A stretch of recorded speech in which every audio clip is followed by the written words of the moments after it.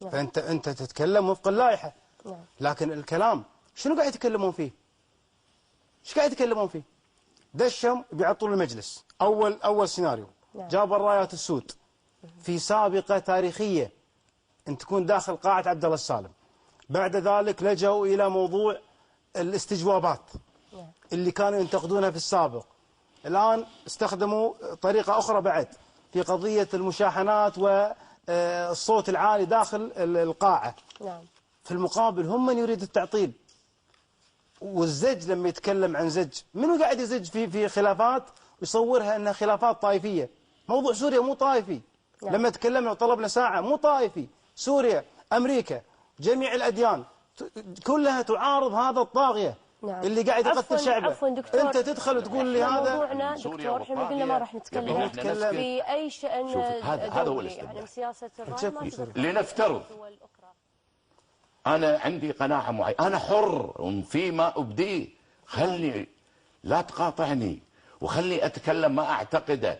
أنا جاي ممثل لشريحة، هذه الأمة انتخبتني حتى أتكلم بسوريا. أنا أخشى على الكويت، لهذا ما أبديته، وبكرة راح يبان، راح يتذكر الدكتور خالد والأغلبية ويتذكر الشعب الكويتي عندما وقفت هذا الموقف تحصينا وخشية وخوفا على الكويت. بس وسلام. تفضل. انا اول شيء لما اتكلم قال ان ربعكم، يعني ربعنا احنا يبون اقرار دعم المسرحين. وربعكم احنا ربعنا يبون تشديد العقوبه اول شيء، وبعدين يبون المسرحين. قال في جمهور اكثر، جمهور يعني مو بس جمهور. لا بعد اذنك، جمهور بعدين ما اخذنا توصيات، راحت القاعه تسرب وما في ما في نظام وافتلت بدون توصيات. هو قال ما قاطعته، ما يخالف دكتور، خليه. هو قال ربعهم ما يبون المسرحين، احنا ربعنا يبون اول شيء تجديد العقوبه وهو الاساس، ومن ثم المواضيع الاخرى. لما يتكلم عن قضيه يعني سوريا، لما يتكلم انه بيوصل رساله ان في فئه من الكويتيين يدافعون عن الموقف السوري، هذا الفاجر اللي قاعد يقتل المسلمين. انا احب اوضح شغله. انت اليوم عبد الحميد لا تصور انك انت الموضوع طائفي، احنا ترى ما عندنا مشكله، الموضوع مو طائفي.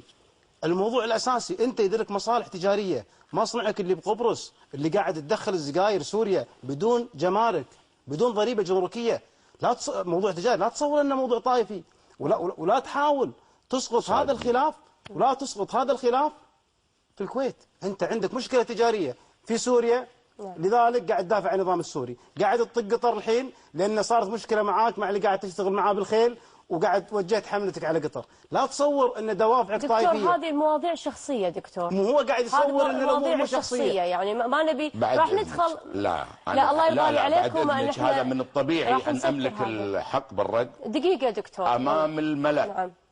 للاسف الدكتور خالد لم يوفق. اتحدى ان قدم للامه دليلا على اني املك مصنعا في قبرص واتاجر بالسجاير، هذا واحد.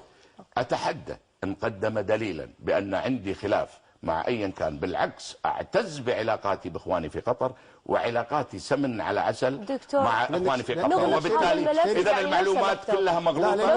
وطالبوا أنا أطالب من المشاهدين أنهم يطلبوا من الدكتور خالد أن يقدم لكم الدليل. أما لم نساند نظاما احنا لا في سوريا